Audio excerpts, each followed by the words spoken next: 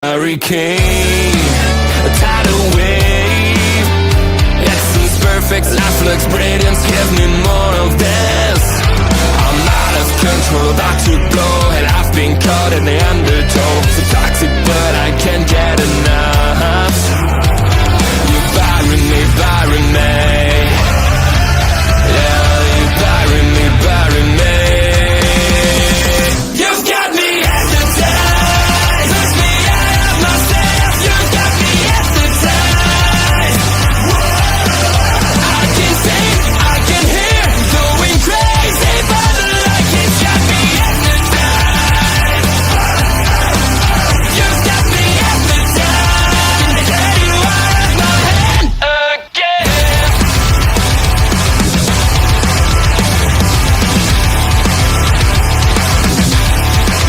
Is it wrong?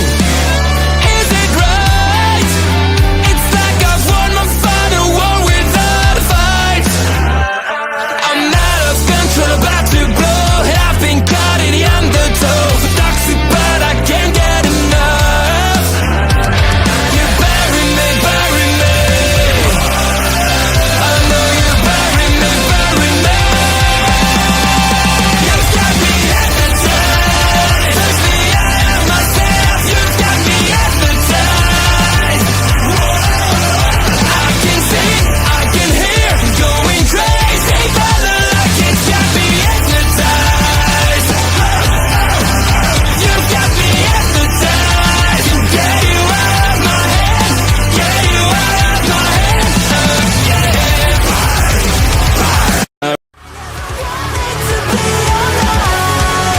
just to feel like I'm fading. And though my heart breaks a beat at time, I've crossed the ledge just to tell you, don't lead the way, don't even say that I drown with a conflict in the rain. I feel like I'm fading.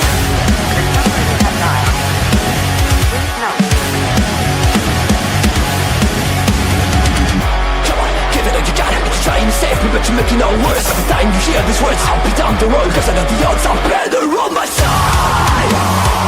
Why don't you try to be wise? Oh, baby, I'm calling you cry. I never wanted to be alive, just to feel like I'm fading. And though my heart beats a beat at time, I've crossed the ledge just to tell you, don't lead the way, don't even say that I drown with a conflict in the rain. I feel like I'm fading.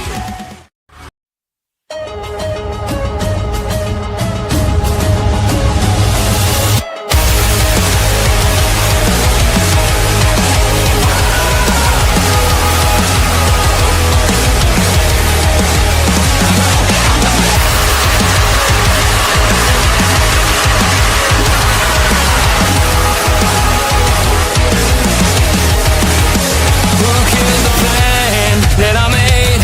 I mapped out every step that life took it away. Left me here, unable to find my way. Who killed the plan? Again, I set my sights so high. I dreamed of skies so bright, but life is a changing tide. Let's face it and brace it. Nothing happens the way I planned it. Unexpected arises. I'll give it up, baby.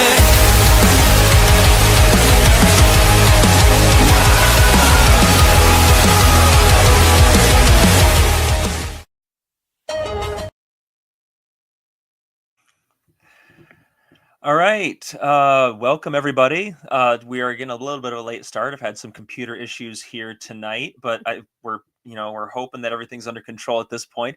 But welcome to the Honor Ramble. I am your co-host, Kyle. I've been here for a hot second now. We love talking Ring of Honor here, but Auntie is off this week due to some personal matters that they talked about on their Blue Sky. So you can check that out. Follow them at Queer Auntie, and you can get the scoop there. Plus, they're a wonderful person to follow anyway. So with us this week is none other than Sam. Sam, welcome. Thanks for being here. Hi. Thanks for having me back. I am glad to be back to Ramble with Honor, because even though it was a short show, we got some stuff to talk about. It was a short show, and yeah, we're gonna have a few things to talk about. I had my turn to rant last week about the world title situation and ROH and Chris Jericho and the title situation going into Supercard and Dynasty.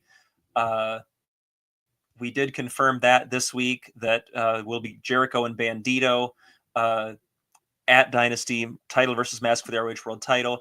But we had something else come up this week, or not come up, as the case may be. Mm-hmm. 4 weeks until a pay-per-view. Nothing's set. Nothing that we have any idea what's happening.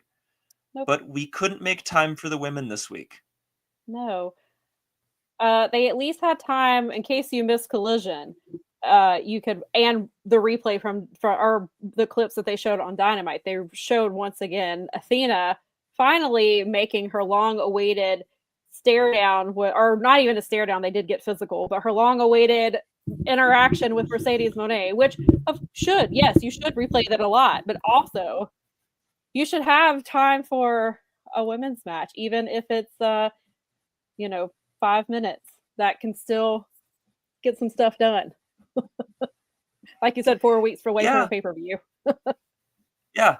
Are we setting up a challenger for Red Velvet? Nope. Do we have any idea what Athena might be doing? Nope. Or even Billy, for that matter. No, not a clue. Not a clue. We've espoused the theory here a number of times that Billy would be champion right now if it were not for Wrestle Dynasty. Right. I agree with that 100%. But that said,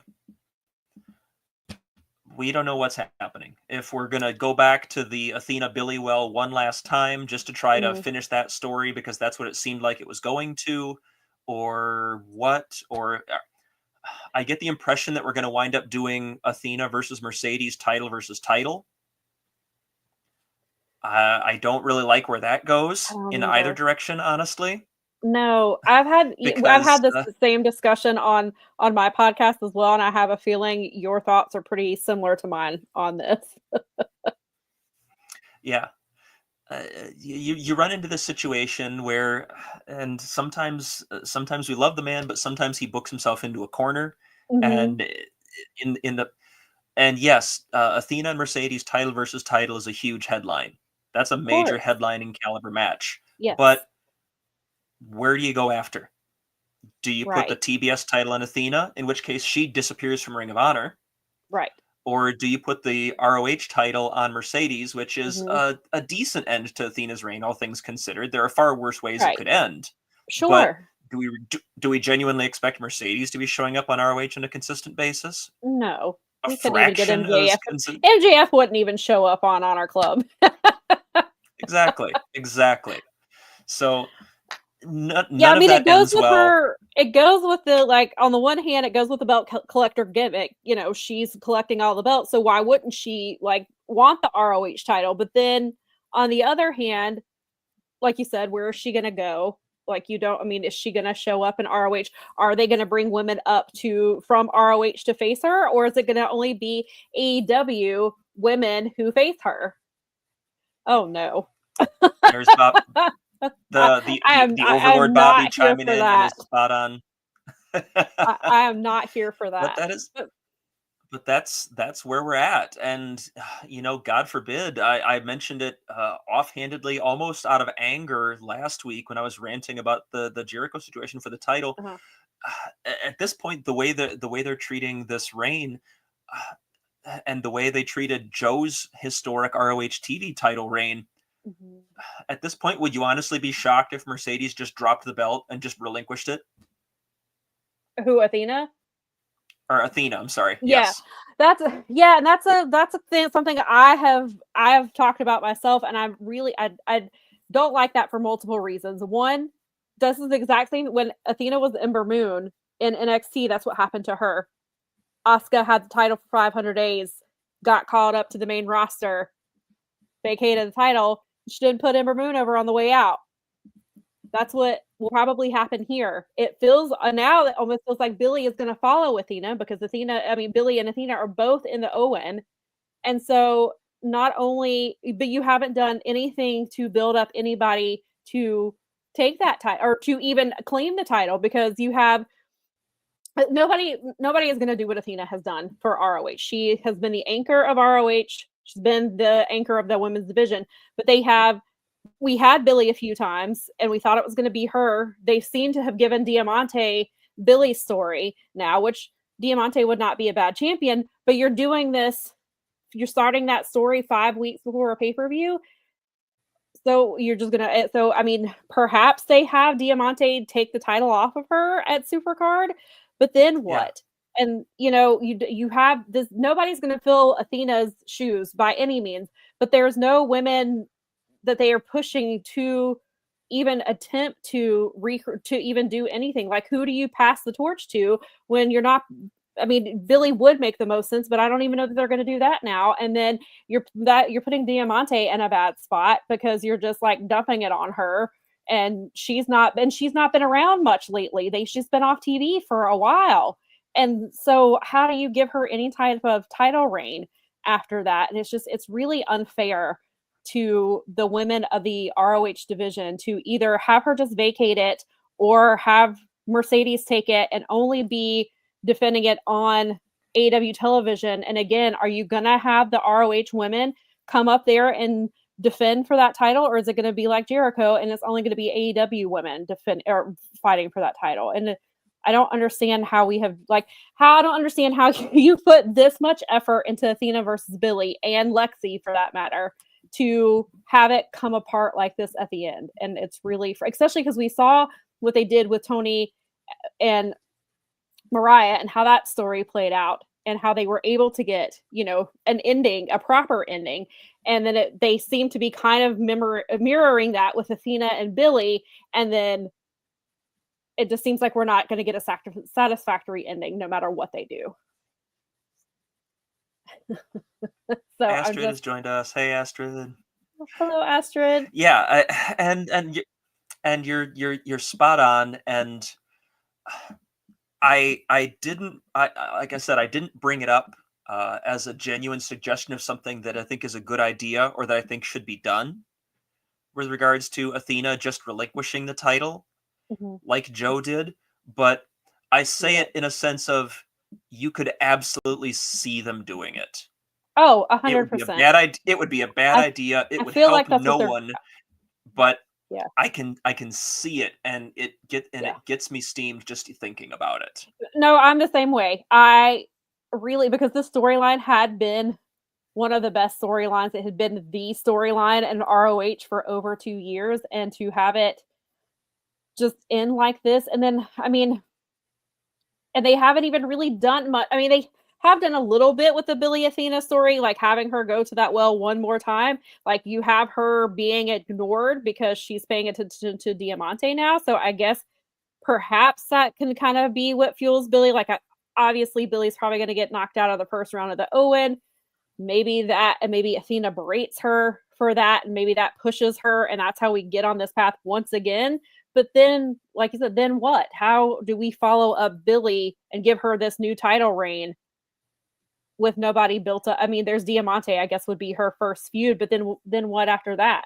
Because also, with one of the things that's frustrating with Billy is they put the TV title on her. She had, I think, 5 or 6 proving ground matches.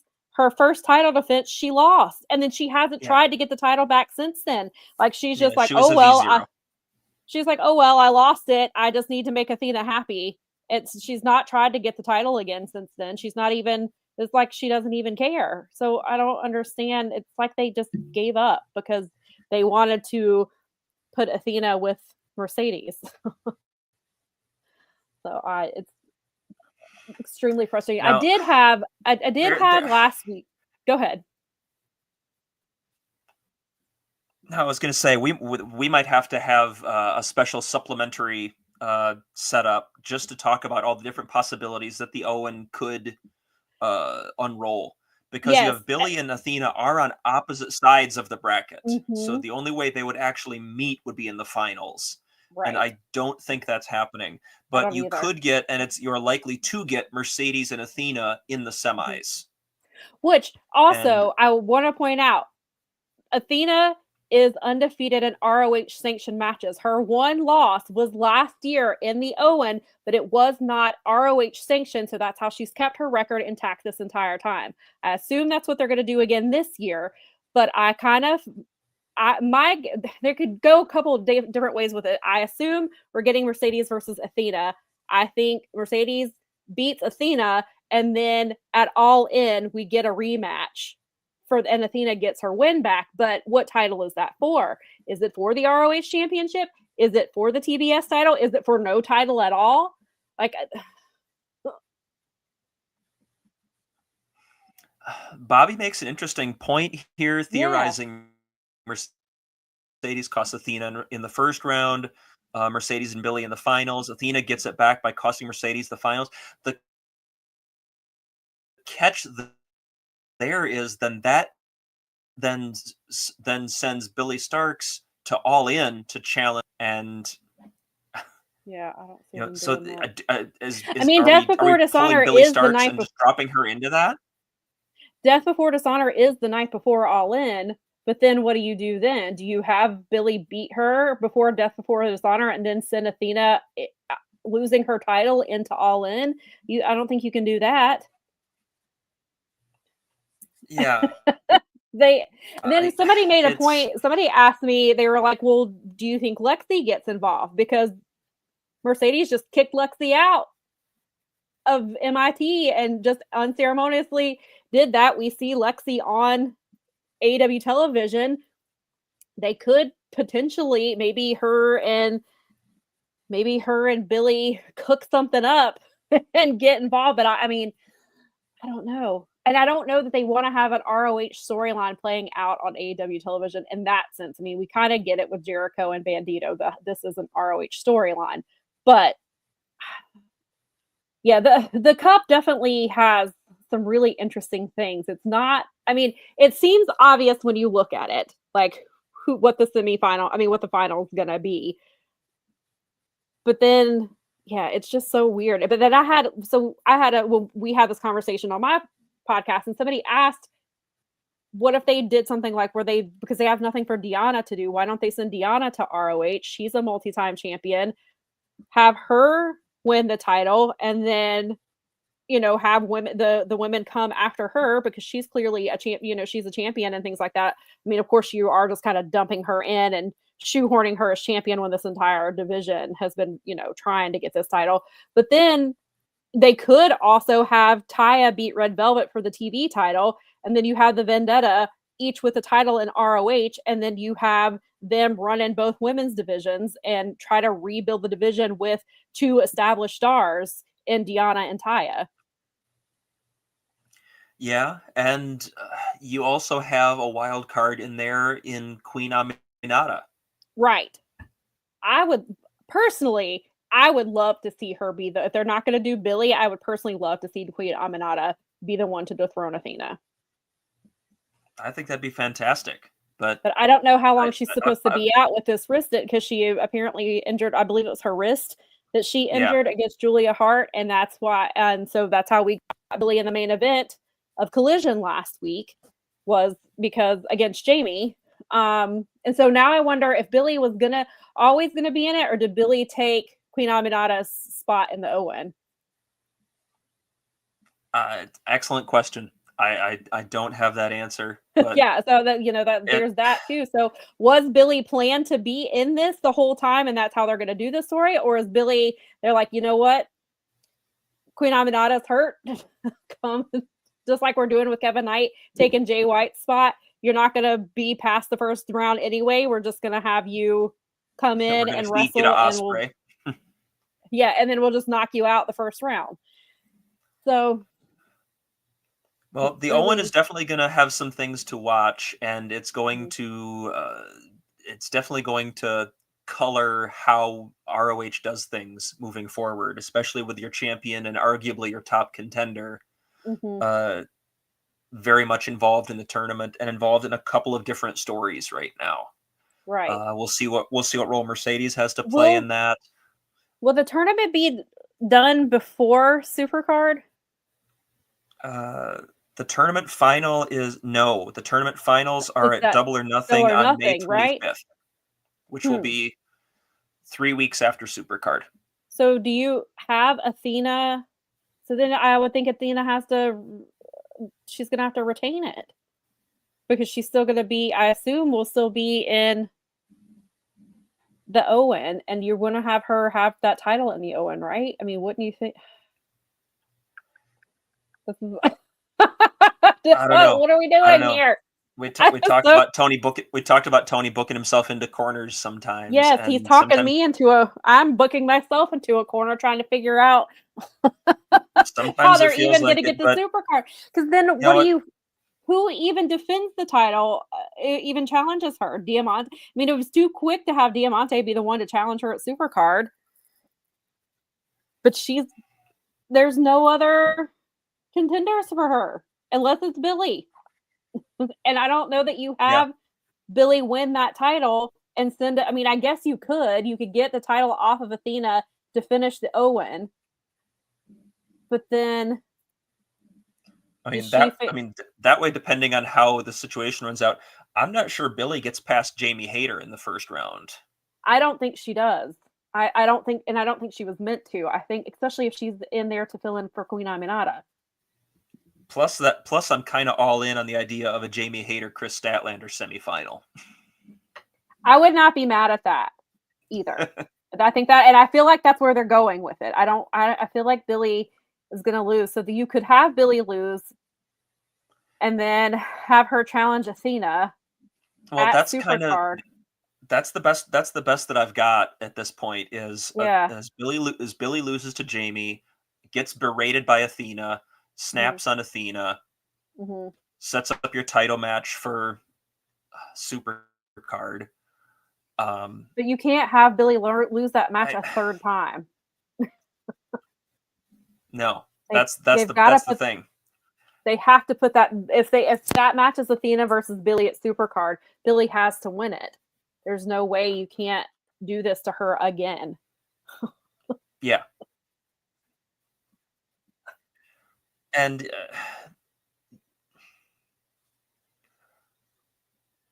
then I guess then it's depending on when all this happens. I don't know if you can then have Athena bounce out of that and beat Mercedes to set up their TBS title match.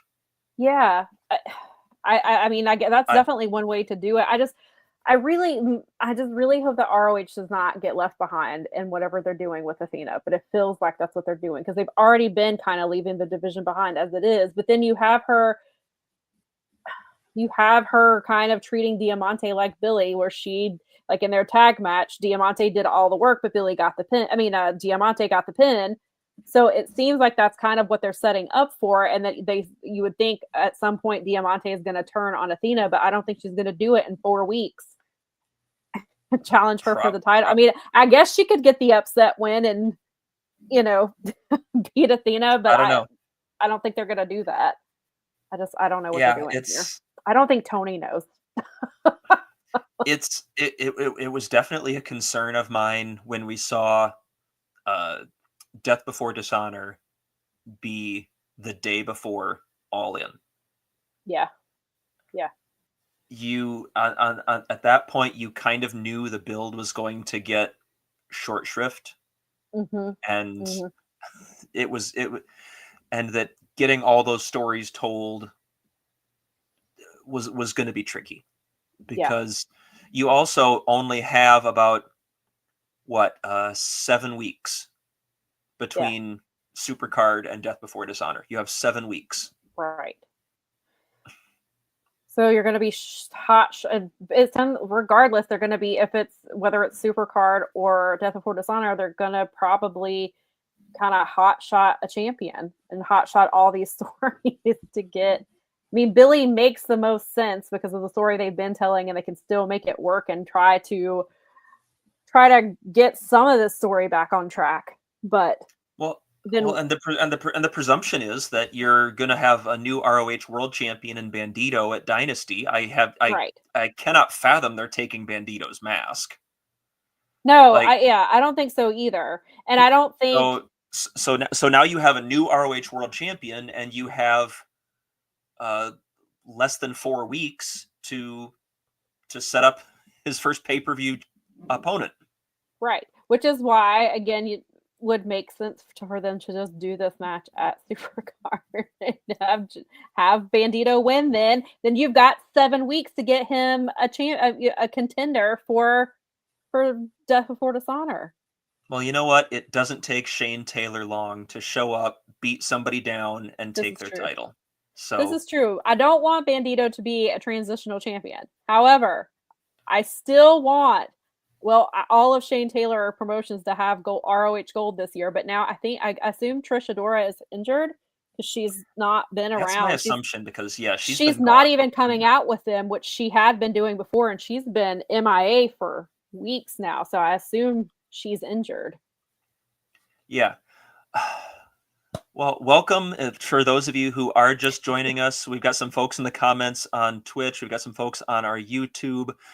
We are Honor Ramble. We are talking Ring of Honor. We have not even yet gotten to tonight's show, but that is because we had to dedicate at least some amount of time to the ROH Women's Division, the strength of the program that has been carrying it for the better part of 3 years. Mm-hmm. And there was none of that tonight other than a video package about the Athena Mercedes situation. So it shows you what their priority is. Apparently so. Never mind that we have 4 weeks until a pay-per-view event, which can be watched on Honor Club. It is one of the nice features of having Honor Club. You get the weekly TV show, you get the pay-per-view events, and you get the ROH library, which has got all sorts of fantastic stuff. And they've been very good about updating and promoting some of the collections that they have on there. Some classic old stuff. If you haven't seen it, you owe it to yourself to do so. There's a lot of great stuff in there. We are our local establishment at OLE Podcasts and all the things. You can see it in the scroll down there. Make sure you're liking, sharing, subscribing, click the bell. Make sure you see everything from us. We got a lot of great stuff that comes out every day, every week. We're talking wrestling, pop culture, music, you name it. All sorts of fun stuff happening. But should we talk about this week's episode? Why not? It was a whole 58 minutes long. It was. It was. I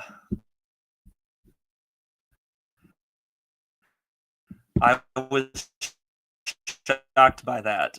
We are main evented by a pure title match, which was some fun. It's worth going out of your way to watch. We are getting started with the Sons of Texas, our ROH Tag Team Champions.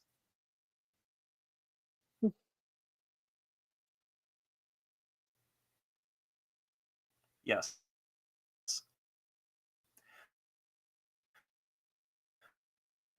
I think we are getting started with the Tag Team Champions, the Texas Road, having a recording error, so please bear with me.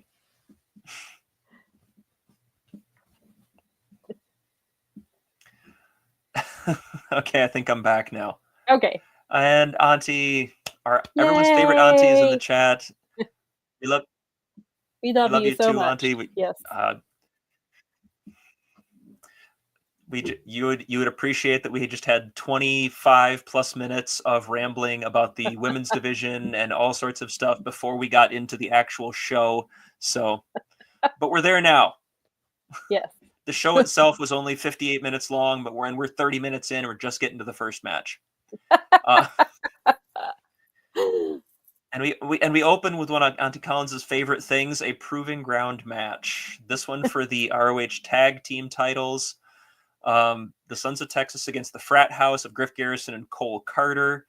This is only Carter's second match back since last August when he left with injury. He was on the show 3 weeks ago, but good to see Garrison and Carter back together. I thought they had a good thing going, and I'm glad to see them revisit it. Yeah.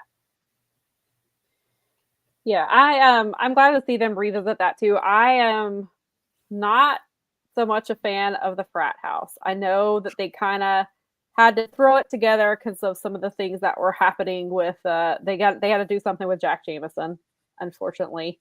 This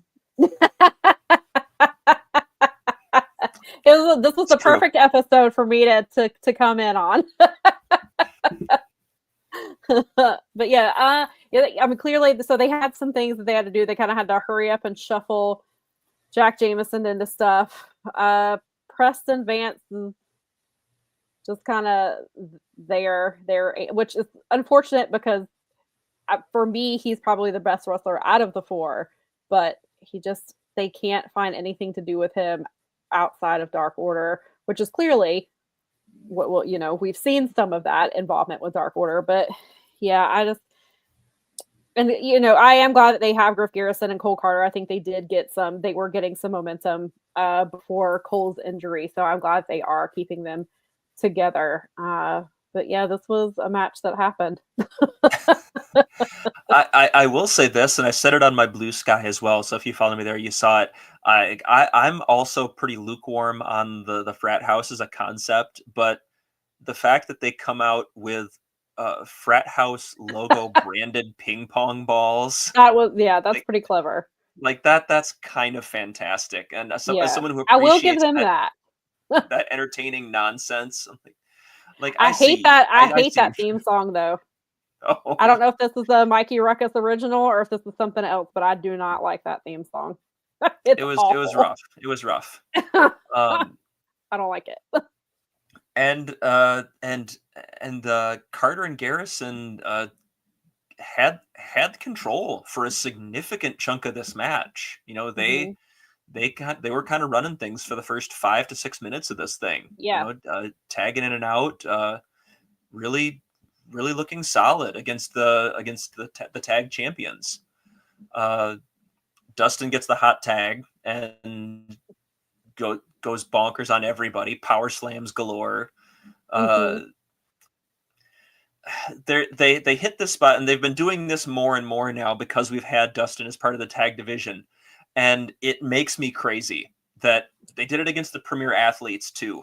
I think where Dustin sets up for Shattered Dreams in the corner, and the cornermen for the heel team inexplicably climb up onto the apron,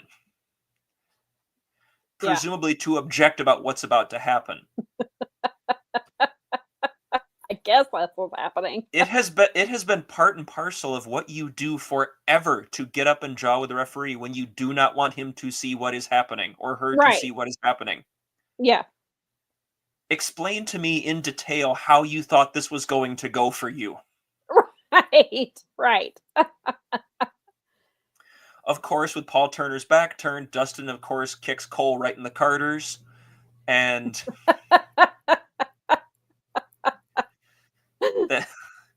then you get the Dark Order distraction because they're still upset at Preston Vance, big timing them. Dustin hits his twisting suplex. Sammy hits the swanton, 3 count. A little under 8 minutes, the Sons of Texas turn back the frat house. Like you said, it was fine. It was a match that happened. It was a perfectly solid TV match, nothing special. But I think it was good that you had the frat house have control for a significant chunk of it and kind of make them look like a big deal because they're going to be a part of your division. Mm-hmm. Right. Yeah, because this tag division, there's a lot going on as far as like you have the infantry and you have, Gates of Agony as well, who are probably your top 2 contenders, but they are going to need contenders too whenever, I feel at this point they're just going to, unfortunately, I think they're going to just keep the title. I think they want Dustin to go into Death Before Dishonor / All In as a double champion. And unfortunately, I don't think they're going to be relinquishing those titles anytime soon. I mean, I guess they could have them lose. They could have them lose at Supercard, get the titles back at Death Before Dishonor, and then, I could see that happening. You give them the big win back in Texas. But it's unfortunate because I feel like they are holding back the infantry and Gates of Agony from those titles, and they should one of those teams should absolutely be the champions. And so I feel like they've done, especially, and then we'll get to some of the apparently. Well, apparently they filmed a trios match last night at the tapings. I guess it's going to be for next week's episode. Apparently, the Von Erichs were there. I saw somebody who was Lucha Blog actually was there, and I happened to catch his thread. And so the Von Erichs and Dustin faced off against Violence is Forever, and he said he didn't catch the other person's name. So I guess that's going to be next week's show. So I guess they're going to go into Supercard and have Dustin defending both titles at Supercard, just randomly. At this point, you almost have to pull the trigger on MXM and Johnny TV with the 6-man titles. Yes. Because otherwise you are just completely rehashing the tag title theft angle with the same conclusion. Mm-hmm. Let them actually win those titles. Let them actually be a thing, because they're fantastic together. Yes. They're so good. Dustin does not need 2 belts. The Von Erichs are a great addition to the roster, but until you have some more consistent involvement from them, right? Tying up belts on them is a bad idea. Yeah, they've already gone way too long without. They haven't defended. I believe the last time they defended those titles, where it was, the last time I looked, so it's been a few weeks, but I think it was in September was the last time they defended those titles, because I think both Von Erichs were injured, but one was more seriously injured than the other, I believe. And so instead of having Dustin vacate, they just which apparently they don't believe in interim titles in ROH, because they did the same thing with Wheeler Yuta. He had a concussion for 4 months and didn't defend his pure title. Instead of having him relinquish it or just naming an interim champion, they just didn't defend it for 4 months. And so now that's what they're doing with the trios title. Instead of having Dustin relinquish it and just hold the tag titles, they have just had him hold both titles this entire time. I can't find a record in Cage Match of any defense since the last residency in Arlington in August. Oh, so it was August, not September. I don't know why I was thinking it was September. Maybe it was August. But still, broadcast date, according to this, broadcast date was August 1st. It is April the 3rd, y'all. Yep. Yeah. So apparently they've been injured in some of this. I don't know how long they've been held, because I actually asked about it at the final battle call. I asked Tony about it, and he was like, "Oh, well, they were dealing with some injuries, and we're glad to have them back, and they should be coming back soon." It's April. That was in December. Yes, they had a proving ground match in late September. Okay, so that's what it was. So they haven't defended the title since August. It had a proving ground. Aired October 3rd.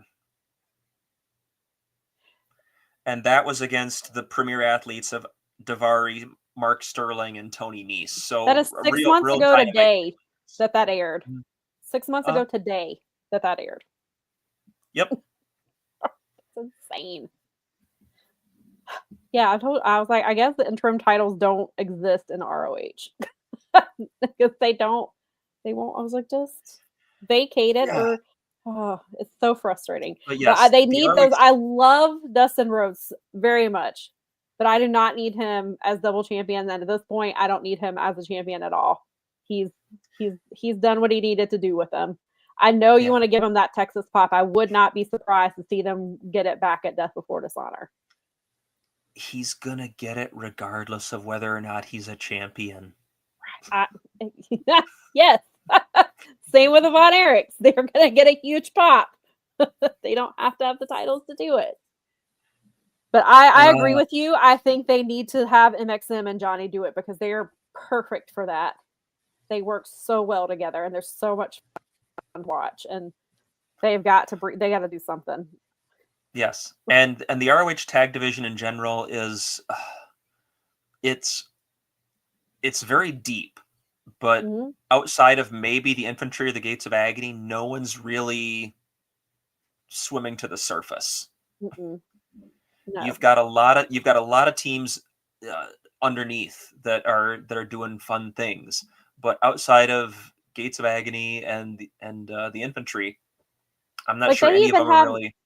They even have Lee Johnson and Blake Christian doing some stuff together. I mean, you could Yeah, potentially and make. I mean, they don't even have to have a title, but you could make them a tag team enough that they can get some shots or get a proven ground match in here and kind of just have another team to wrestle. And then because unfortunately, the workhorsemen are still injured. And so there's no timetable for their return. Anthony Henry had a second surgery a few weeks ago. I don't think he said what the timetable was, but he had, after his first surgery, he was unable to turn his right arm a certain degree, and he had to go back and have surgery. And there wasn't the surgery, from what he said on social media, went well, but I don't think he gave a time frame. And from what I've heard, there's not been a time frame for JD Drake either. So just absolutely snake bit. Poor I guys. hate that, especially and Anthony has said it prior to signing with AEW/ROH. He had never been injured to the point where he needed surgery until he signed here, and he's like, I just can't catch a break. And neither can, and Drake has stayed pretty healthy too for the most part over the years, and so I hate that for them. And they're so good, and that's somebody who I would love to see against the Infantry and against Gates of Agony. Like, I would love to see them doing that. Hopefully they'll be. You can line up teams against the Workhorsemen, and I will put down my money to watch them. Yes, 100%. Me too. And I don't know. I think they just brought them in, but Violence is Forever is a phenomenal team, and they've actually had some really good matches with Workhorsemen and DPW. Violence is Forever they just regained the GCW tag team titles a few weeks ago, apparently, and so I would love to see more of them. I don't know if they were just bringing them in because of the area that they were in, or if they're seriously looking at trying to build up the tag team division a little bit, because they would be an incredible team to add to ROH if that's something that they were looking at doing. Yeah, 100%.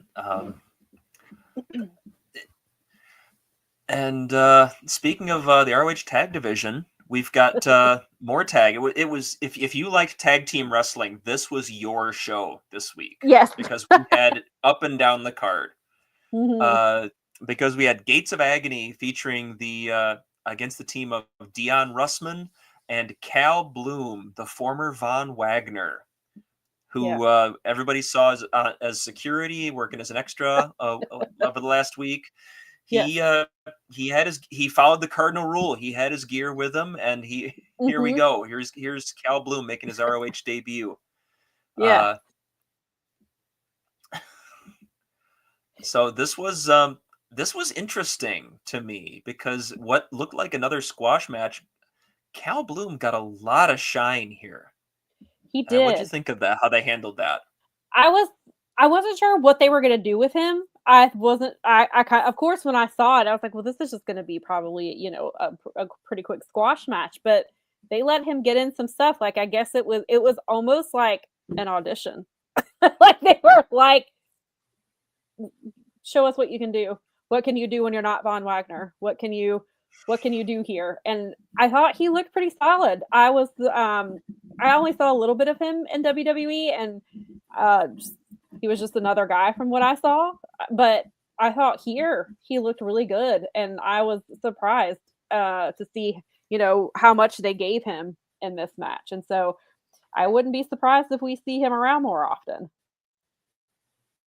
Yeah, I mean, he didn't exactly reinvent the wheel out there, but he came across. He looked solid. He moved well, and per cage match at least. And obviously, cage match is not the be all and end all, but it's probably the most complete look that I've got. That they have this as only his second match since leaving NXT in April of 2024. Wow, I wonder if he was injured. It's entirely possible there might have been something in that time period, but I mean, he took over and he kind of dominated Bishop Kaun for stretches of this match, which is really interesting, because we don't see that with them. They're typically the ones doing the dominating. And yes. And any time that Dion Russman, especially, or Toa Leona tagged in, then the domination switched sides very quickly. Yes. Because Toa was not giving anything to anyone. No. But this was it was still solid stuff here. Toa caught Russman in the corner and started hitting him with the multiple clotheslines. Bloom charges in to try to get him, try to save his partner. Leona sends him to the outside. Khan catches him with a crossbody on the floor. And Toa just eviscerates this poor young man with a pounce in the middle of the ring. Complete ragdoll cell, bouncing off the ropes, tumbling all over himself. And Toa just sits on his chest for the pinfall. Yeah. Just yes. And then at this point, we have. Go ahead. We have to be setting up Gates of Agony for a tag title shot. That's what I was going to say, like, because we have to. If not against Dustin and Sammy, at least the first challengers. Right. Yeah, because Khan said into the camera, he was basically like, what else do we have to do? he was like, we've been dominating every person in front of us, like, or every team in front of us. How do we not have a title shot yet? And so I feel like that's probably our super card match, but you make a good point. It could be maybe it is our they'll be the number one contenders for whoever wins at super card. Well, you do have the Gates of Agony kind of leaning face now. It's kind of hard to tell. They're kind of in that tweener zone, it feels like, but I feel like they're kind of leaning face, but so you may not want to run them against Sammy and Dustin, but I don't know. You could. I don't think it would. I think they could shift into that other role very easily. Yeah. For sure. Any other thoughts on this one? No, I mean, I think it was a pretty solid match. I feel like that's probably not the last we've seen of Cal Bloom, because they were putting him over on commentary, talking about him being a second generation wrestler, all that good stuff. I felt like they kind of, I wouldn't be surprised if maybe not somebody that they sign right away, or maybe he's like on one of these lower level tiers or something like that. But I would not be surprised to see him back.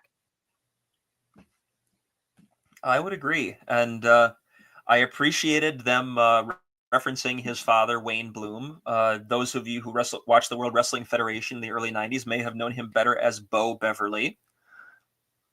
But nevertheless, I also appreciated Ian and Caprice name-dropping Dan Spivey and the Skyscrapers.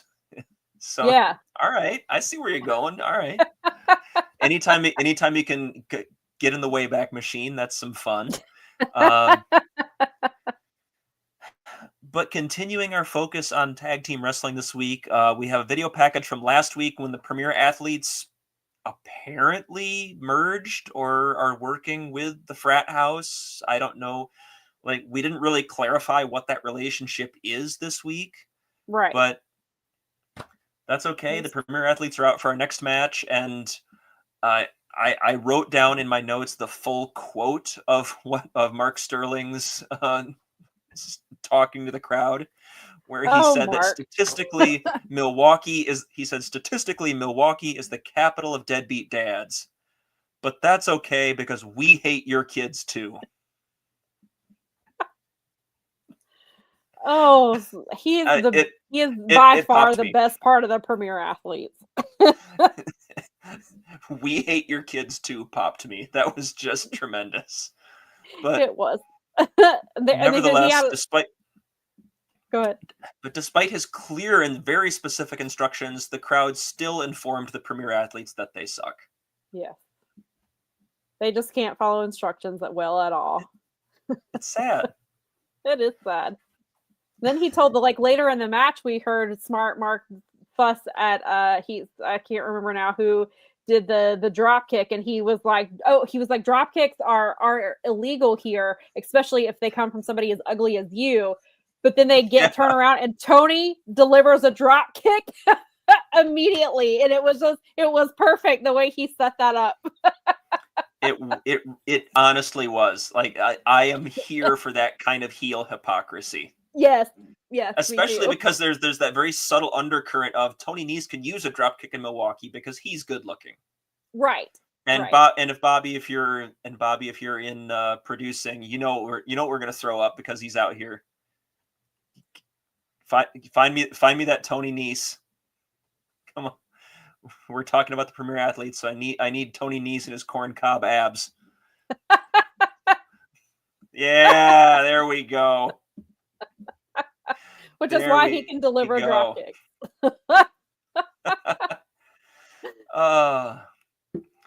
But yeah, this was the Premier Athletes versus the Outrunners. This was a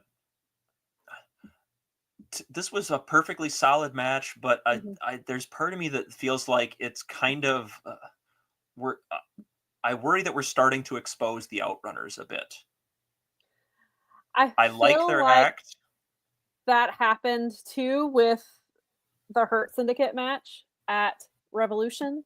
And so it feels like they're like, ooh, we need to send them back to ROH for a little bit.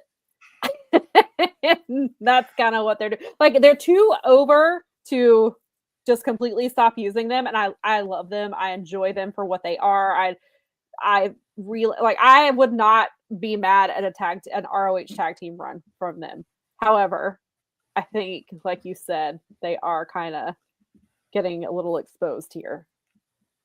My worry with them is the more we watch them, that the gimmick is starting to outpace the wrestling. That's fair. That's a fair assessment. You know, and it's good for what it is, but I'm not sure if that's an act that you can really put on the top of a division unless the in-ring, turns a corner a little bit more than what we've seen to date. Because you see a lot of the 80s offense. You see Turbo Floyd come in on the hot tag, and it's roundhouse rights and scoop slams, and right. And there's nothing necessarily intrinsically wrong with that if the crowd's popping and they're happy about it, and they're at that point you're doing your job. Yeah. But like, is that does that fly as a top level thing? I have a note that I appreciated that. I did a note that I appreciated that. I don't know if it's just Turbo that does it, but that he does the Northern Lights bomb, the snowplow, because they've been in OVW for, they spent a lot of time in OVW where, of course, they worked with Al Snow.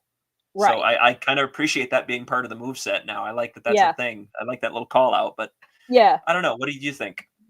I mean, I feel like it was a solid match, and Premier Athletes for, they are a very solid tag team. It depends on if you like their gimmick and what they're doing. So maybe it's something. I mean, it was a bit much when because I cover Collision, so watching them on ROH and turn around, see them on Collision, like every single week, I was like, all right, I need a break from Premier Athletes. I was like, this is just I need to pick one show or the other, Tony, please.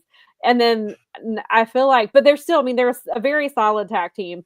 Mark Sterling is phenomenal at what he does.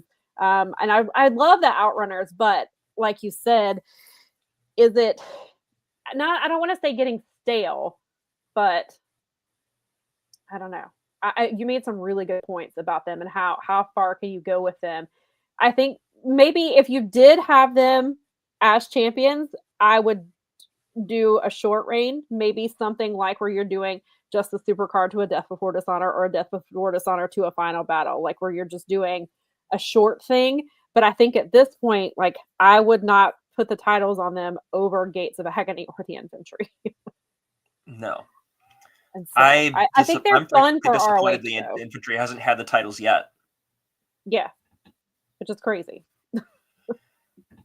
But yes, they did escape the Premier Athletes did escape Total Recall a number of times, but eventually Mark Sterling gets in the ring.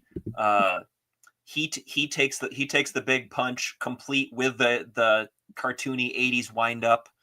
Yes. And we do hit the Total Recall on Daivari for the pin.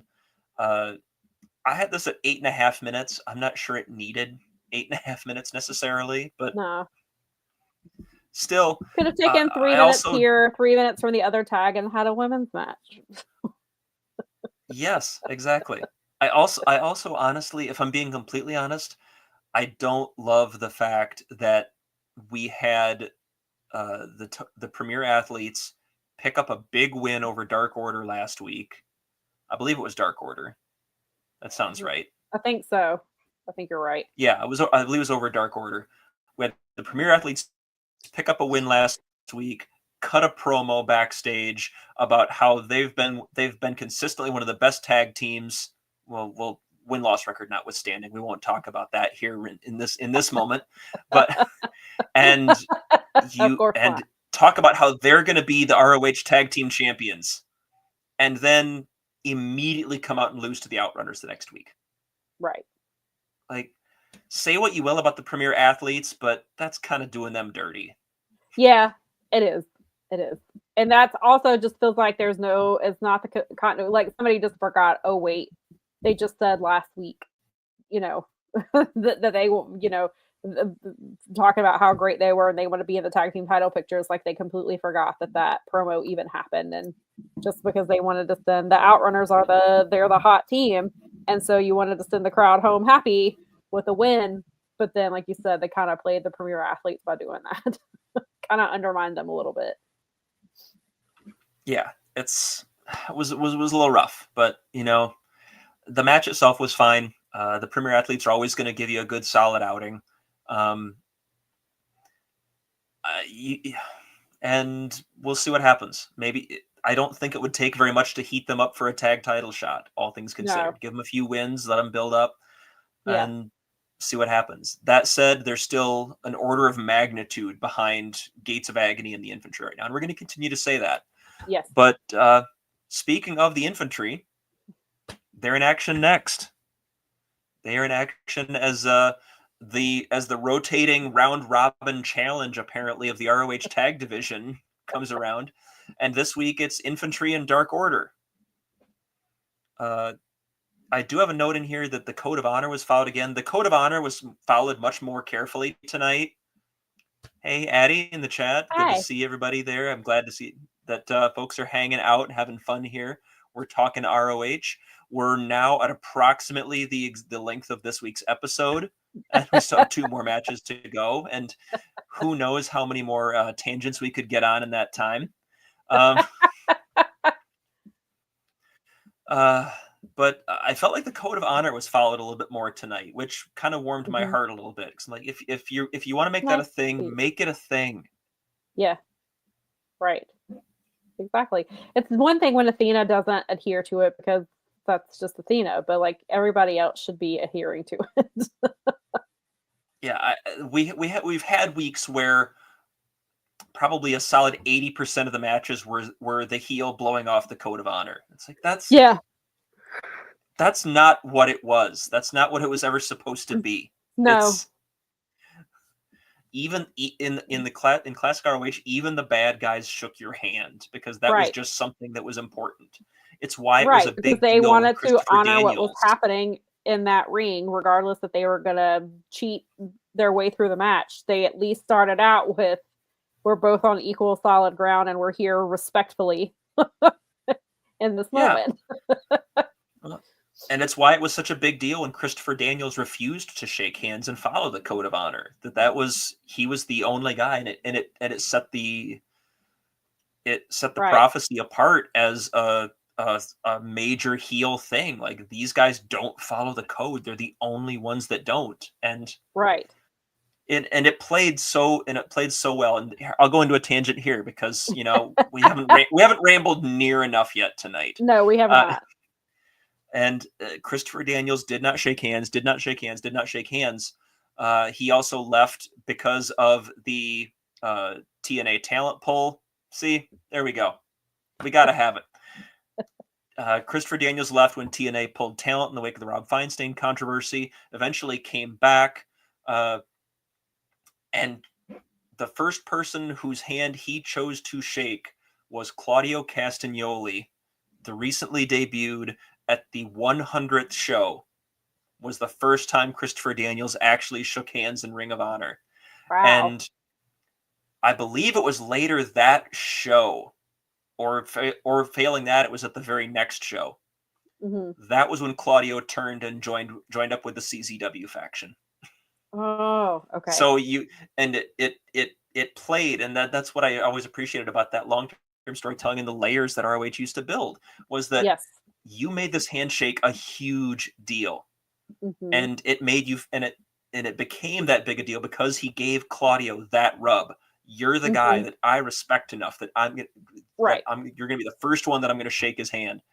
And Mm-hmm. then for Claudio to have the audacity Right. to turn and join with CZW after that endorsement from ROH founding father Christopher Daniels. Mm-hmm. Like, that's storytelling.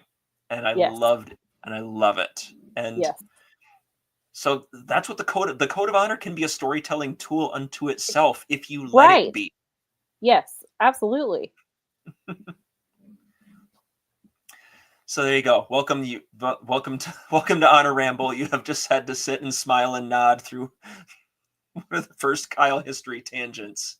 No, I like listening to this stuff because I only saw bits of ROH for a while because I would have it and then I wouldn't. And so there was a lot of things that I don't know. And I appreciate these things. I enjoy hearing these things, especially when it is people like Christopher Daniels and Claudio Castagnoli and what they have done for this business, especially, and we've seen, obviously, Christopher Daniels has retired recently. And so I like hearing these things. So even if I am nodding and shaking, I appreciate it. I am nodding because this is new information that I have now. So I appreciate it.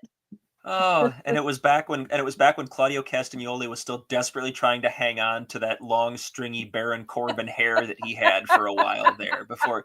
Oh, No, bless. just God, the Baron Corbin hair. Just get rid of it, Claudio. It wasn't quite that length. It was only about maybe chin length or something, but still, just no, just get rid of it, Claudio. And eventually he did. But yes.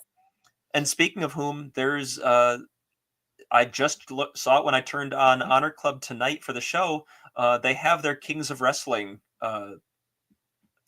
special collection Nice. put together on Honor Club. So Claudio and Chris Hero, the Kings of Wrestling, their collection is on the front page and being featured right now in Honor Club. Lots of fun stuff there, no doubt, as well. Even without seeing the match listing. Tremendous stuff there. So now that's on Honor Club. We're back to Honor Club. So we're back to the show. We're back to Infantry versus Dark Order. This was, yeah. I'm sorry. We need the tag titles on the Infantry. We just do. They are so good at what they do. They bring a great mix of personality, attitude, hard hitting, quality wrestling. Mm-hmm. You need to do something to make Shane Taylor Promotions a thing. Yes. You have the pure champion in Lee Moriarty, but start letting them stack up wins. Shane Taylor is fading into the background, and like let's get behind these guys. Please. What are we doing? Because the Infantry, I think having the Infantry join Shane Taylor Promotions was one of the most brilliant things Tony's done in this version of ROH. I don't know whose idea it was. I don't know if they came to Tony or like, let us join, or if this was Tony's brainchild. Whoever it was very smart in doing this because they bring so much out in each other. And I think the Infantry has long been, in these last 3 years, has been one of the best tag teams they've had. And for them to not have had the titles is crazy, especially when you see it.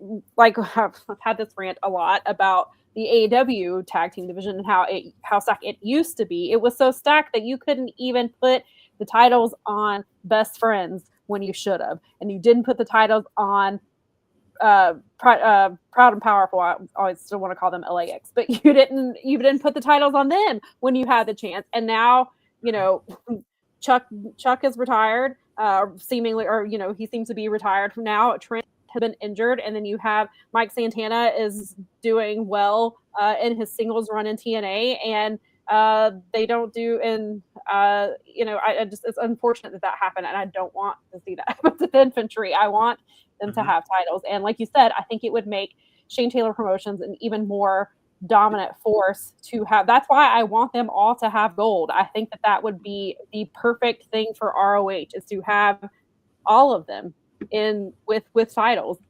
And even if, and I was like, and with Trish Adora, you could have her with the women's title or the TV title. You could do either one with her. She's incredible. And so I think what are we waiting for at this point? 100%. I am all in. I am all in on Shane Taylor Promotions capturing all the gold. Put the world title on Shane Taylor yesterday. Yes, please. I'm good. Please. I'm good with Trish Adora capturing either title. Bring her back, build her back up. She is so good at what she does. Yes. Put the tag titles on the infantry. Let Lee Moriarty continue wrecking people in the pure division. Mm-hmm. Or if you're ready to pass the torch with him, put the TV title on him. I'm good with either of those situations. All things considered. You could definitely do that with him. Yeah. But I'm not sure if you're ready to pass the torch yet. I'm not sure that you have your next pure champion on your roster right now. Or you may, but maybe you just haven't seen them get the opportunity to show what they can do in that environment. Right. I know it was kind of a surprise to see Samoa Joe win the pure title when he did it back in the day. It was like, Joe didn't strike you as that kind of performer, but he had a perfectly solid pure title run. Getting back to this match though, it was again a fun TV match. Dark Order's double team game, whether it's Silver and Reynolds, whether it's Uno and Reynolds, whether like almost any combination, their double team game is so crisp and always so on point, and they deserve credit. They deserve more credit for that than they get. Agreed. And somebody on commentary, I think it was Ian, made the point that they can do things non-verbally, and how similar it is to kind of the Young Bucks, where they just do it. Like they don't even have to think about it. Like they just are so in sync and in tune with each other that they know what needs to be done, and that they do it and they execute it very well. And I think that is a really, that's a great compliment, but it's true. I think that, Dark Order, like you said, they are really underrated. And I think of course they've lost a lot of their way once they kind of disbanded a while back. And then obviously the poor bringing in Stu Grayson, not using him, he leaves, he comes back, they use him like once or twice, and then he's gone again. And they lost, even losing Alan Angels. And then you have, so it feels like they've never been able to find an identity outside of what happened unfortunately with Brody Lee. And the fans obviously came behind them to support them, and then they just kind of quit using them, and they've just kind of been wandering around aimlessly between both rosters, and which is unfortunate because they're a very good tag team in any combination. Or there's somebody that you could, when I believe John Silver is injured as well, but you could have them contend for the trios titles. Yeah, 100%. Like I love that. It honestly be a fun way to do that. Like here, put the 6-man titles on MXM and Johnny TV at Supercard, and then put them on Dark Order. Depending on when Silver comes back, I'll theorize this way out in advance and put the titles on Dark Order at Final Battle. Yeah, I would be 100% behind that. Like, because it's long overdue for those guys. They've put in so much work, and they're such a great team together, and they're perpetually over. Yes, 100. Yeah, agreed. Let them have this. But we also get some internal storytelling here in this match in the course of the same show, because you had Dark Order come out in the opener to distract the frat house. Now you've got the frat house coming out to throw a distraction at Dark Order just as they hit that gory special lung blower combo that they do, which is a gorgeous looking double team move. Yes. They hit that on Bravo. The frat house comes out. They're upset. They want to jaw you about what happened. And then my sister said it took all 4 of them to come out here. Like the entire frat house is mad. To be fair, I've known some frat guys in my time, and some of them are not. Some of them are wonderful human beings, but I've known several that were not the brightest bulbs. No, and I guess they do have to kind of travel in a pack. maybe they were all helping each other find the curtain. I don't know. Maybe that's what it was. But yeah, we get the low blow from Carly Bravo on Evil Uno, sets up 2 to the head. That's your finish. The infantry pick up a win here as they keep, I don't want to say building momentum because other companies have sort of tortured that phrase, but Yeah. it's kind of true. They keep picking up wins. Yeah, and so does Gates of Agony. So you kind of have them on this parallel path, but then neither one of them are, challenging for the titles right now. And so do you have them go in and battle to be the number one contender at Super? Maybe that's what they do. Maybe at Supercard they have a match to be the number one contender for whoever, assuming Sons of Texas retain. But who do you even have Sons of Texas beat at this? I mean, I guess I don't want to do it to Dark Order. I mean, there's Premier Athletes, I guess, but they didn't get their proving ground. I mean, maybe they redo it. Maybe they get another shot at the proving ground match since they were. Wait, no, that wasn't Premier Athletes. Never mind, that was Frat House. Never mind. Got my tag teams confused. Got my matches confused for a minute. I was going to say maybe you let them get that back since Dark Order messed them up, and maybe they get another shot at the proving ground. But yeah, I don't know. I don't know what they're doing for Supercard. I really have no idea where this is going. I don't know. I mean, you're maybe in they Vegas. do a triple threat. Maybe they do. Tony's also proven that he's not beyond bringing in a guest team or a guest performer for these spots. You could bring in a Violence is Forever, or bring in a West Coast Wrecking Crew, or bring in. Oh my God, I would love West Coast Wrecking Crew. They're so good.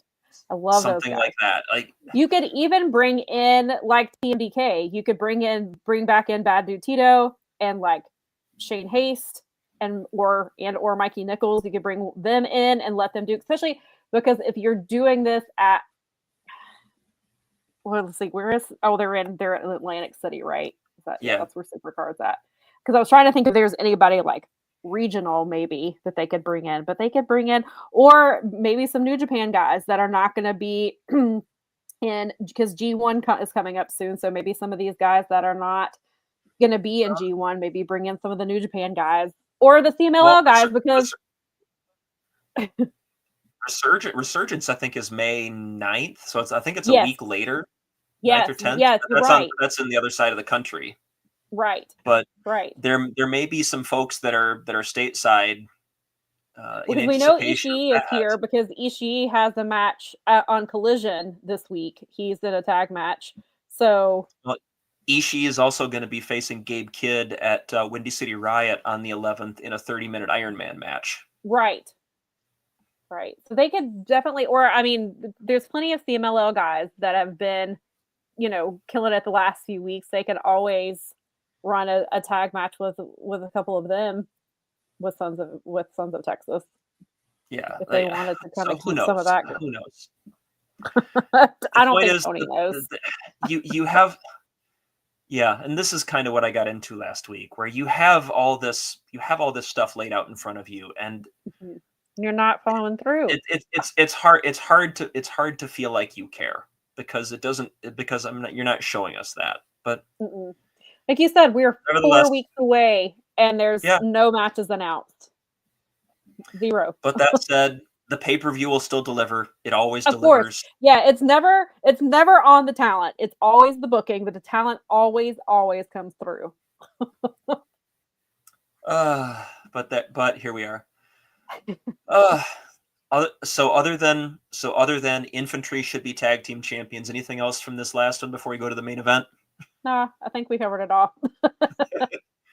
And once again, Infantry should be tag team champions. Yes, in case you missed it. We can't put too fine a point on this.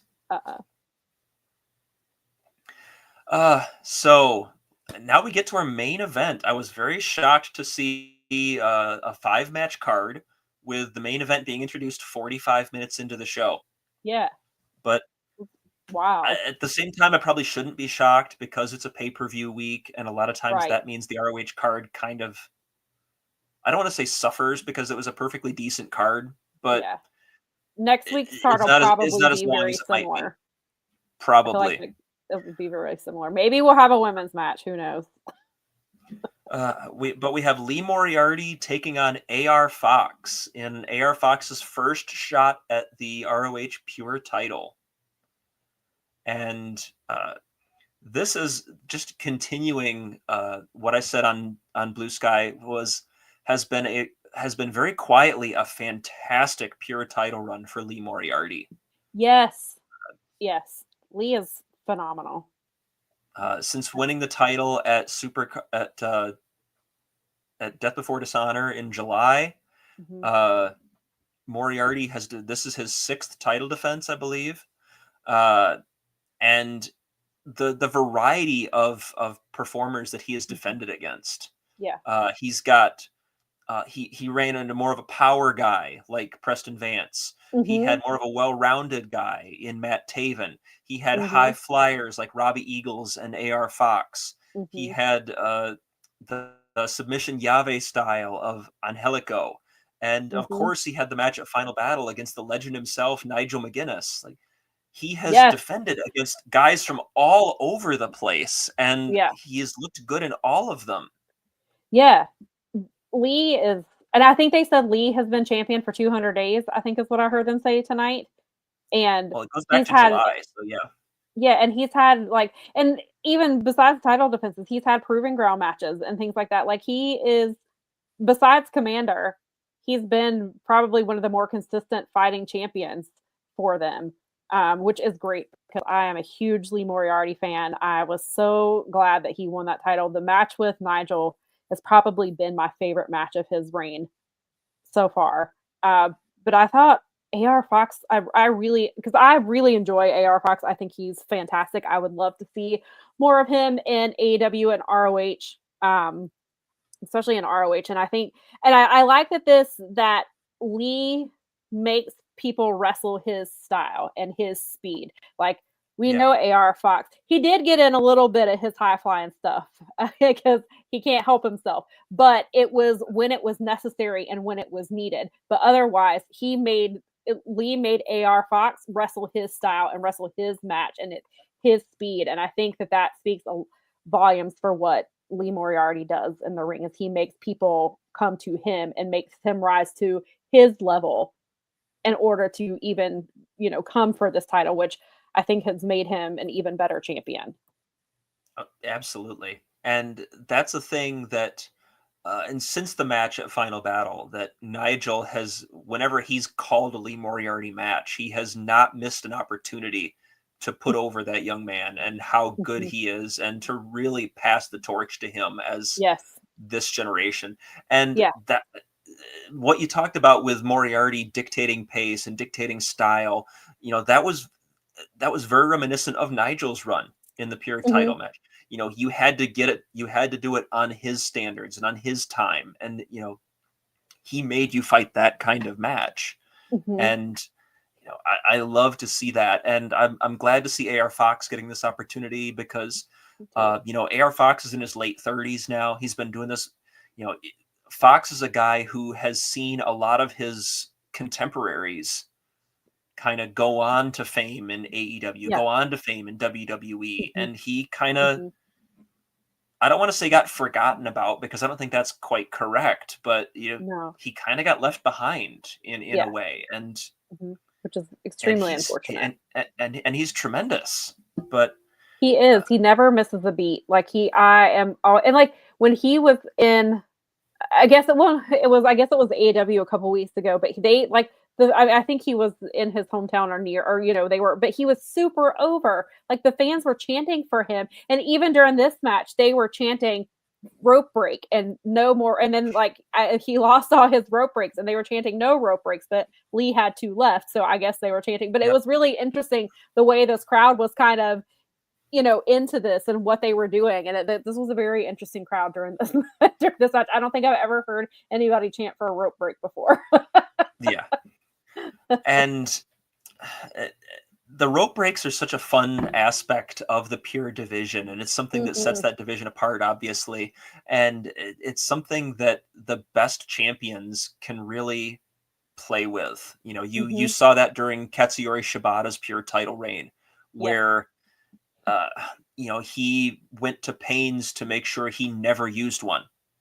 You know, that was a point of pride for Shibata that he never used a rope break. Right.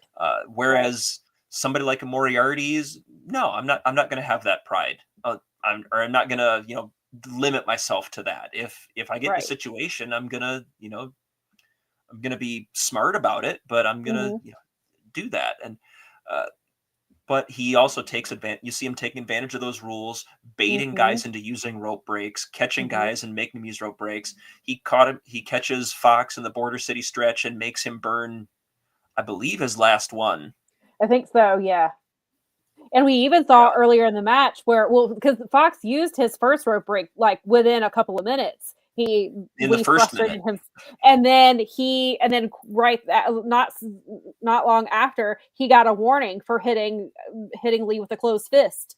And so you could see that he was already, and so like Fox had to like calm himself down because he was going to end up burning through them if he didn't like kind of reset how he was approaching Moriarty. And I want to mention, I had forgotten, I don't know that I have ever seen it done quite like this. And they refer to it as a pendulum destroyer. And Fox used the ropes to just like maneuver himself into a destroyer, which I love destroyers. I know that for some people they're just overused, but it's my favorite move. I love them so much. So I will never not pop for one, but to see it in that way, I don't know that I have seen one like that, or at least not in a while. And I just thought that was really creative of Fox to kind of, and it also shows you that he had to get creative because Lee was giving him such a hard time that he just could not get him. And so he's like, well, I'm just going to try this. And it still didn't work. Yeah, exactly. And you started to see that as the match went on for Fox, where you started to see him go to more high flying and try more things and take more chances, because as he starts burning through rope breaks and he keeps getting caught and in submission holds and this and that, you start to shift and go, okay, I got to do something to kick this into this next gear. I'm not going to win wrestling his match at his pace. Right. But yeah, and I love the finish. I'm a sucker for rope based finishes in pure title matches. And Moriarty had a gorgeous one. Yeah, Lee's good at he Fox loves that sort of Arabian press, Spanish fly, or however you want to, where he springboards. It's not a springboard off the top, but it's that kind of split-legged kind of thing. And Moriarty catches him, dumps him to the outside, and then catches, I have it in my notes as almost a rope-assisted crossface chicken wing. Yes, I think that would be accurate. I think that would be accurate. He was kind of in the ropes, and he had a crossface chicken wing on it. It was just, that's fantastic. Like, yeah. And you're just stuck at that point. You're not going anywhere. You're tied up in the ropes. Moriarty's tough enough to escape those submissions anyway, and adding the ropes on top of it, like you're caught. You're done. And just a great finish. And the so ever 90. Yeah. You should. It was a great pure title match. I was saying, only had a little under 9 minutes. Going to watch tonight, if you are going to watch one match, watch Lee Moriarty versus AR Fox, because it was phenomenal. It was a pay-per-view quality match on a Thursday night show. I mean, I think most of Lee's matches are. He doesn't half-ass anything.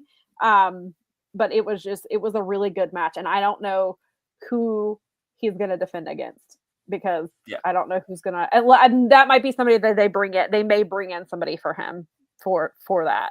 Perhaps maybe he has another mystery opponent. You're probably gonna need to. You're probably gonna need to. And this was fun. I would have loved to have seen it get another 3 to 5 minutes. Yeah, they easily could have. But nevertheless, it was a lot of fun for what we got. I was glad to have it.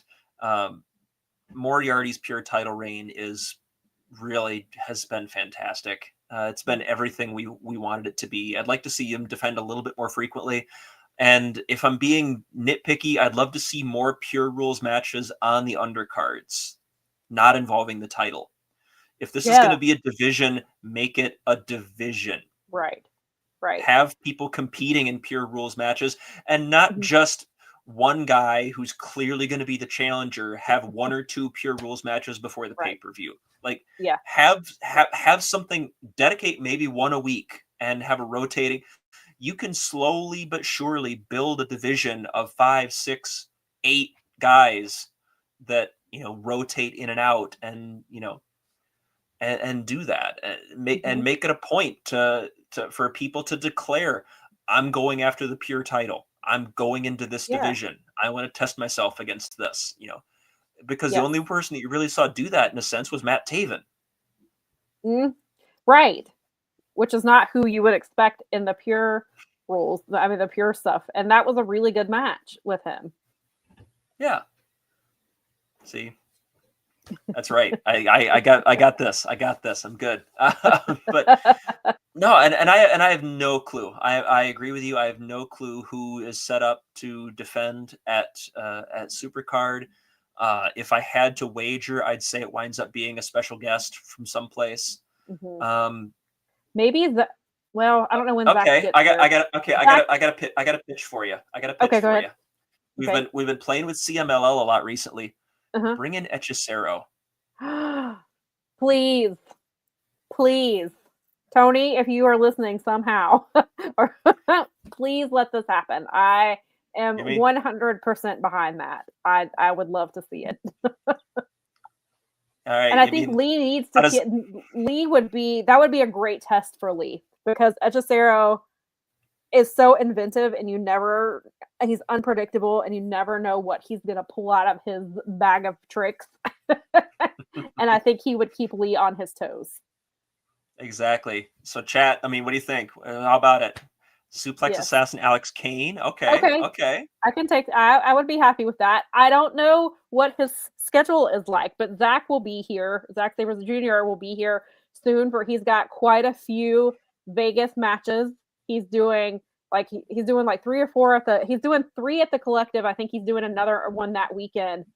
Sounds like he'll be here for a little bit. So Tony could bring Zach Sabre Jr. in and do a match with Lee Moriarty, and I would. I mean, to be fair, we never got the Zack Sabre Jr. versus Samoa Joe match that we all wanted. No, we did from not. Back in the day. So no, we are still owed that match too. We are owed that one. I would take that. So that's my pitch. I'm okay with Bobby. I'm on board with Hechicero. I'm 1,000% with this. That's my pitch. Give me Lee Moriarty defending the pure title against Hechicero at Supercard of Honor. Let's speak that into the universe. I'm right here with you. I'm going to help you manifest it. Let's go. We'll light some candles.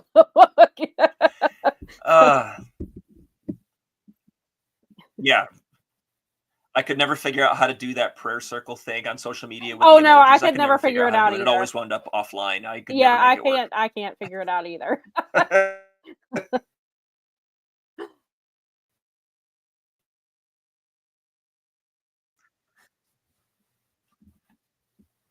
But no, this was so that's it. That was our show. We're just under an hour and a half for a show that went 58 minutes. That's okay though. No worries there. Well, we had, like you said, we had some things to get our to add about this main event, about the show in general. Anything else? Yeah, I thought it was for it to be such a quick show, the pacing was obviously really good. I thought that it was a fine show. It was a fine TV show. I think the main event made it worth it. I again recommend going out of your way to watch it if you missed it. But yeah, it was a fine show. I'm sure next week is going to be pretty much the same because of the pay-per-view being on Sunday, and I don't know what all because they filmed Collision last night as well, and so I don't know how many matches we're gonna get for ROH. I know of like I think there may have been a couple that were. I know for sure the trios match was one of the ones that they did, but I don't know. I'm not sure what else they did for that. So I would not be surprised to see another 5-match show next week. And hey, we'll be here to ramble about it for a whole lot longer than the actual airtime of the show, because that's what we do here. Of course. Uh, well, yeah, and this was I had this episode. This is another thing that I do. You'll appreciate this being a stopwatch girly yourself. Yes. Uh, I have total episode time at 57:11. I have total match time bell to bell at 38:12, meaning Wow. 66.8% of this episode was bell to bell wrestling. Nice. Average match time 7:38. Pretty much Could have got a everything sort decent of hovered around could have that got a 7 to decent 8 minute women's mark. match at 7.5 minutes. Yeah, you could have. And that went, and all you had to do was go tape one. That's the advantage that Tony pitched to us when he announced that we were being on Honor Club in the first place. Yep. That you could make the shows as short or as long as you felt like making them. Yes. Thankfully, we're not having to sit through some of these 2.5 hour to 3 hour shows that didn't mean anything. So thankfully, he got the memo about that, and he's hit a nice groove here. And now, if these would start building towards pay-per-views, then we'd really be in good shape. And we'd be cooking. I'll tell you what, we would be cooking. Yes. But yeah, that was that's what we had there. And unless you had any final thoughts, let's kick it over to you for any plugs. Okay. Yes. So you can find me on Sundays at 1 p.m. Eastern time on the Fight Game Media YouTube channel. Myself and my co-host Mel, we're the Power Bombshells, and we are live every Sunday. This week we'll be doing our pre show for the pay-per-view, and I'm sure we'll have some thoughts about that. We'll be running down the card, making our picks and things like that. Feel free to pop in the chat with your picks as well. And then you can follow me on Twitter at you scrolling across the screen. It's Samantha_1713. It's the same on Blue Sky, just without the underscore. And then Power Bombshells, we're at Power Bombshells on Twitter, Instagram, and Blue Sky as well. Yeah, and that is correct. So absolutely make sure to give Sam a follow. They do some tremendous stuff. And we're very thankful to have you here this week. As for myself, follow me at Kyle K. Sparks. That is where I'm at on all the things. I don't have to fight with underscores, which is nice because, as Auntie points out every week, Blue Sky does not like underscores. But yeah, give me a follow there. I'm usually talking about ROH, talking about AEW. I am a sports guy too. I do get it. It's NFL draft season is coming up, so I'm doing that and having some fun there. Anything I'm doing, anything that I'm plugging, I'm going to be plugging on Blue Sky. At this point, I've said several times I'm only on X at this point, just because Blue Sky does not have group chat capabilities yet. And as soon as it does, I will officially shut down everything on X. But yeah, I'm trying to use Blue Sky a lot more often. So prepare for baseball tweets. I have a lot of baseball tweets on Twitter. So, or I'm sorry, posts on Blue Sky. Prepare for baseball stuff there. I also have to send you my condolences because your guys are not having a good start to the season so far. We are straight up rough. Not having a good time. It is rough over here. Thankfully we're off the West Coast. We're going home tomorrow. Maybe we can get some wins because I don't know what we're doing here. It's a struggle. Well, I can tell you what you're doing, but it's just not something you want to hear. Like you're losing. That's what you're doing. Yeah, we are. We're losing. I mean, we had five. We were up 5-0 last night and gave it away. And then, damn Shohei, who I do love Shohei Ohtani. He had to hit a walk-off home run and stab me in the heart. It's always the ones you love that hurts the most. That's true. You're right about that. I guess at least it wasn't Freddie Freeman who did it, but But yeah. Anyway, give me a follow at Kyle K. Sparks at all the places. Sports tweets, sports talk, wrestling talk, whatever else comes to mind. And most importantly, our people at our local establishment, at OLE Podcasts, on X, on Instagram, on Threads, on Twitch, on YouTube, on Blue Sky. Our local establishment is putting out great content every day of the week. You can from Auntie and Jose the announcer doing their coverage of RuPaul's Drag Race, to Honor Ramble, to Ring Respect Radio, to Astrid and Ol Ed, who are covering WWE and covering NXT. There's a tremendous amount of stuff going on in our local establishment. So make sure you like, share, subscribe, click that alarm button. Make sure you get notified when new stuff comes up. Follow them on all the socials, because they let us do this cool thing that we can talk about ROH every week, and we are very thankful for them for the opportunity. That being said, thank you to the chat. Thank you, Nikki. Thank you, Bobby Munson. Thank you, STG. Thank you, all of the awesome folks that were there having a good time with us rambling tonight. Thank you, Sam, for being here tonight. I was thrilled to have you. Thank you again for having me. I always enjoy coming on a Ramble and being an honorary member, and you and Colin always make me feel very welcome here, and I always enjoy talking to you guys. So thank you again for having me. Well, hey, we appreciate it as well, and thanks to the chat, thanks to everybody. If you haven't watched the show, go watch it. There's a lot of good stuff. Go watch Lee Moriarty kill it. Yes. And in the meantime, we'll see you next week here, 10:15 for the next Honor Ramble. And in the meantime, happy wrestling, everybody. Was not a reach on the smile, was not aware of the smile. But when I stopped to see through sight, thinking for help, thinking for hope, just need to open my eyes now.